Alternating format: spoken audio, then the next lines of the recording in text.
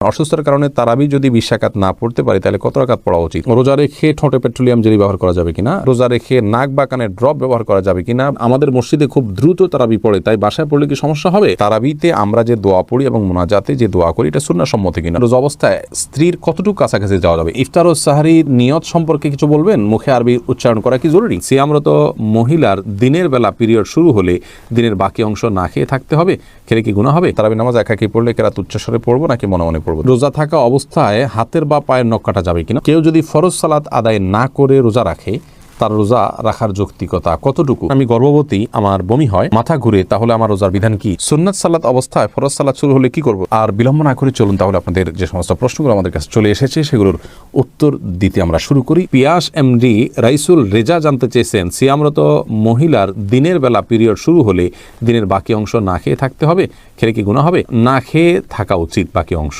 তার রোজার সম্মানার্থী করা উচিত। আহমেদ শাহাদাত জানতে চেয়েছেন, রোজা থাকা অবস্থায় হাতের বা পায়ের নখ কাটা যাবে কিনা? উত্তর কাটা যাবে, কোনো অসুবিধা। রোজা রেখে হাত পা নখ কাটা যাবে, এর সাথে রোজা ভঙ্গের কোনো সম্পর্ক নেই। এরপরে নার্গিস আক্তার জানতে চেয়েছেন, আমার বাবু হয়েছে 1 মাস, আমি এখন সুস্থ, আমি কি রোজা রাখতে পারবো? হ্যাঁ, অবশ্যই।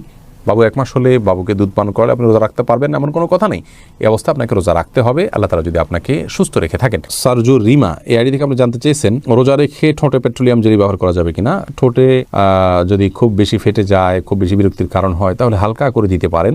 কিন্তু আপনার একান্ত যদি ঠোঁট না ফাটে বা খুব বেশি কষ্ট না হয়, তাহলে পেট্রোলিয়াম জেলি ঠোঁটে ব্যবহার খুব বেশি করে করলে আপনার সেটি আমাদের থুতুর সাথে ভেতরে যাবে, সে আশঙ্কা আছে। এই জায়গা থেকে এটি করা অনুচিত এবং অনুত্তম এবং করা যাবে না। নাজির আহমেদ ফারুক আপনি জানতে চেয়েছেন, তারাবিতে আমরা যে দোয়া পড়ি এবং মোনাজাতে যে দোয়া করি এটা সুন্নাহ সম্মত কিনা? ভাই, তারাবির 4 রাকাত পর পর দোয়া পড়া বা তারাবির শেষে সবাই মিলে আলাদা করে দোয়া করার কোনো শিক্ষা, কোনো নির্দেশ রাসূল আকরাম সাল্লাল্লাহু আলাইহি ওয়াসাল্লাম থেকে দেন নাই। সাহাবায়ে কেরাম তারাবি জামাতের সাথে পড়েছেন, কিন্তু তারা এরকম কোনো দোয়া করেছেন বলে কোনো প্রমাণ নাই।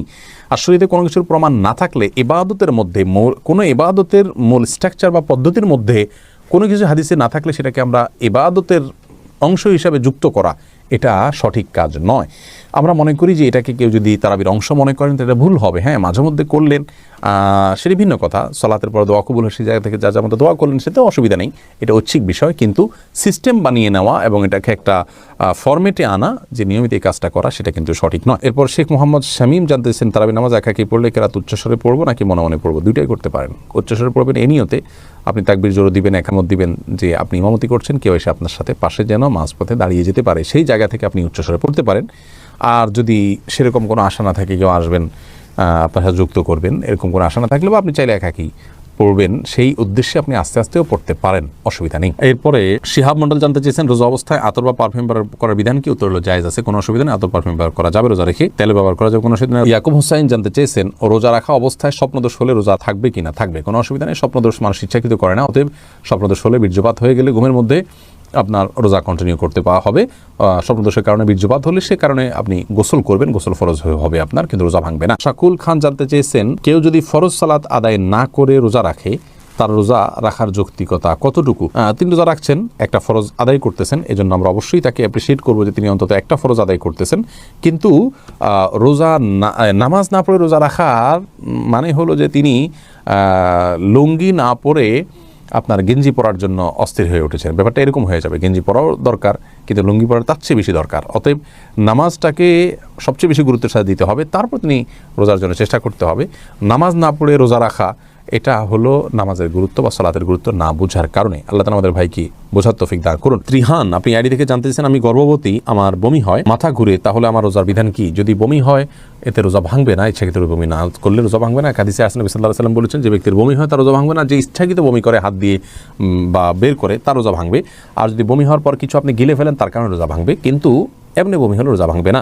মাথা ঘুরে বমি হয়, তারপর কষ্ট করে আপনার রোজা রাখা উচিত, এটা ফরজ রোজা, এখানে কার্পণ্য করা উচিত নয় এবং ত্রুটি করা উচিত নয়। আল্লাহ আমাদের তৌফিক দান করুন। এমনি হাসানুল করিম জানতেছেন, রোজা অবস্থায় স্ত্রীর কতটুকু কাছাকাছি যাওয়া যাবে? রোজা অবস্থায় স্ত্রীর সাথে সম্পূর্ণ পাশাপাশি শোয়া যাবে, থাকা যাবে, এমনকি চুম্বনও করা যাবে, আলিঙ্গনও করা যাবে, কোনো অসুবিধা নেই। শুধুমাত্র স্ত্রীর সহবাস সেটি করা যাবে না। সহবাসটা যাতে না হয় সেই জিনিসটি খেয়াল করতে হবে। লজ্জাস্থানের মিলন সেটি সরাসরি হারাম, বীর্যপাত না হলেও শুধু সম্মিলনটাই হারাম। এছাড়া আলিঙ্গন চুম্বন হতে পারে। আমাদের আয়েশা রাদিয়াল্লাহু আনহা বলেছেন যে নবী সাল্লাল্লাহু আলাইহি ওয়াসাল্লাম রোজা রাখা অবস্থায় স্ত্রীদের আদর সোহাগ তিনি করতেন। এটি জায়েজ আছে। তবে কেউ যদি সেটি করতে গেলে নিজেকে নিয়ন্ত্রণ করতে পারবেন না এমন আশঙ্কা হয়, তাহলে তার জন্য এটি করা জায়েজ নাই। সাদ্দাম হোসেন জানতে চেয়েছেন, গর্ভবতী 9 মাসের সময় রোজা না রাখলে গুনাহগার হবে কি না। 9 মাসের সময় যদি রোজা রাখলে তার অসুবিধা হয়, সন্তানের বড় কোনো রিস্ক থাকে অথবা তার শরীরে বড় ধরনের কোনো রিস্ক থাকে, যেটা একজন দিনদার একজন মুসলিম ডাক্তার তাকে সাজেস্ট করেন, তাহলে সেক্ষেত্রে রোজা না রাখলে গুনাহগার হবেন না। কিন্তু এই রোজাগুলো তাকে পরবর্তীতে রেখে দিতে হবে। অহেতুক আপনার ভয় থেকে যে হতে পারে ক্ষতি, এরকম নিছক আশঙ্কা থেকে বা আপনার সন্দেহের কারণে রোজা না রেখে থাকা জায়েজ নয় গর্ভবতী মায়ের জন্য।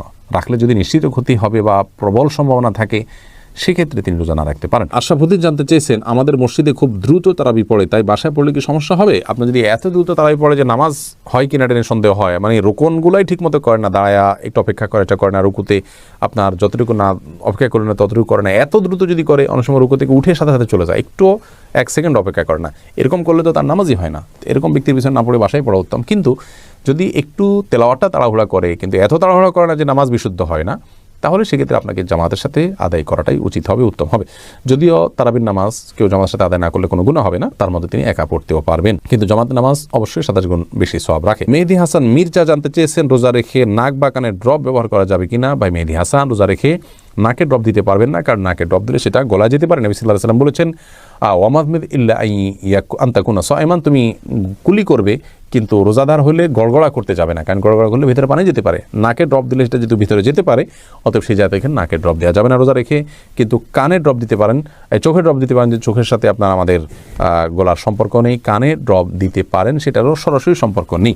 যদি আপনি গলায় স্বাদ অনুভব করেন ড্রপ দেওয়ার পরে কানে বা চোখে, তাহলে সেক্ষেত্রে আপনি সে রোজা আবার রেখে দিবেন, কিন্তু নাকে দিতে পারবেন না, যেহেতু নাকে দিলে সেটা ভেতরে যায়। এরপরে সাইদুর রহমান জানতে চেয়েছেন, ইফতার ও সাহারির নিয়ত সম্পর্কে কিছু বলবেন, মুখে আরবি উচ্চারণ করা কি জরুরি? ভাই সাইদুর রহমান, নিয়ত হলো ইচ্ছা করার নাম। নিয়ত শব্দের অর্থ হলো ইচ্ছা করা, আর ইচ্ছা মানুষ মন দিয়ে করে। আমি ইচ্ছা করেছি, অর্থাৎ আমি মনে মনে কোনো প্ল্যান করেছি, এটার নামই হলো নিয়ত করা।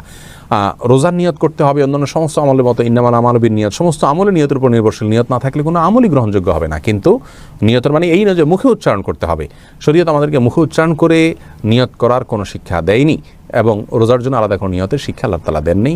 নামাজের ক্ষেত্রেও কোনো নিয়ত, রোজা মুখে নিয়ত করার কোনো শিক্ষা আল্লাহ তাআলা দেননি। অতএব আমরা মনে মনে আমি যে রোজা রাখছি এটাই আমার নিয়ত হিসেবে যথেষ্ট হবে। আপনি ভোর রাতে কেন খেতে উঠেছেন? রোজা রাখার জন্য উঠেছেন, এর মানে হলো আপনার রোজা রাখার ইচ্ছা আছে, বাস নিয়ত আছে। আলাদা করে সেটাকে মুখে উচ্চারণ করা আর কোনো নির্দেশ ইসলাম আমাদেরকে দেয়নি, কোনো প্রয়োজন নেই।